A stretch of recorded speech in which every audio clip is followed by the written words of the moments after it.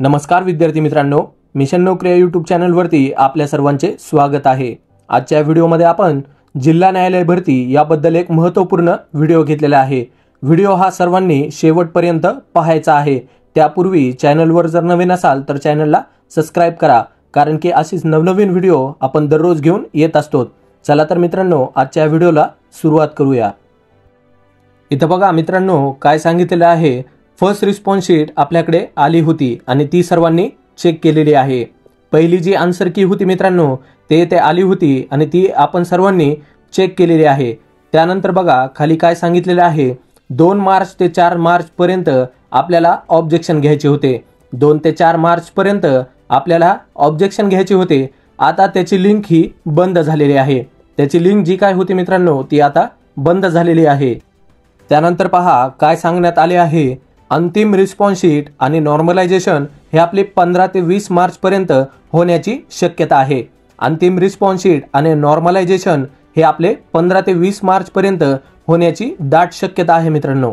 त्यानंतर पहा काय सांगितलेलं आहे, विद्यार्थ्यांना ऑनलाईन परीक्षेमध्ये खूप कमी मार्क मिळालेले आहेत। विद्यार्थ्यांना हे ऑनलाईन परीक्षेमध्ये खूप कमी मार्क हे मिळालेले आहेत। विद्यार्थी मित्रांनो, ही जी काही परीक्षा होती ती TCS ने घेतलेली होती आणि हा जो पेपर होता तो अत्यंत अवघड सर्वांना गेलेला आहे। त्यानंतर पहा 12 मार्क, 14 मार्क, 16 मार्क, 18 मार्क याचप्रमाणे सर्वांना मार्क इथे मिळालेले आहेत। त्यानंतर पहा विद्यार्थी मित्रांनो, 15 ते 20 या रेंजमध्ये सर्वांना मार्क इथे मिळालेले आहेत। 15 ते 20 याच रेंजमध्ये सर्वांना हे मार्क मिळालेले आहेत मित्रांनो। त्यामुळे आपला जो काही कट ऑफ आहे तो 15 पासून लागण्याची दाट शक्यता आहे मित्रांनो। जो काही कट ऑफ असेल तो 15 पासून लागण्याची दाट शक्यता आहे।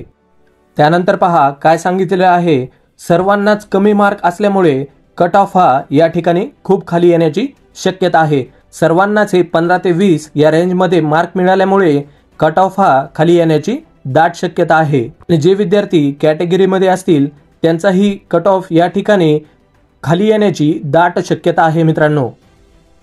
त्यानंतर पहा खाली काय सांगितलेलं आहे, लिपिक परीक्षेत विद्यार्थ्यांना खूप कमी मार्क मिळालेले आहेत। लिपिकची जी काय परीक्षा झाली होती मित्रांनो, ती 40 मार्काची होती। त्यामध्ये बरेच विद्यार्थ्यांना हे कमी मार्क मिळालेले आहेत। 18 ते 22 या रेंजमध्ये विद्यार्थ्यांना मार्क मिळालेले आहेत।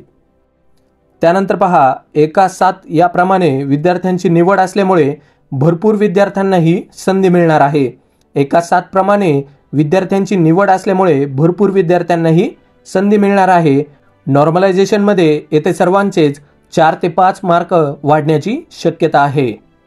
व्हिडिओ जर आवडला असेल तर व्हिडिओला एक लाईक करा। चॅनलवर नवीन असाल तर चॅनलला सबस्क्राइब करा, कारण की अशीच नवनवीन व्हिडिओ आपण दररोज घेऊन येत असतो। चला तर मित्रांनो, धन्यवाद।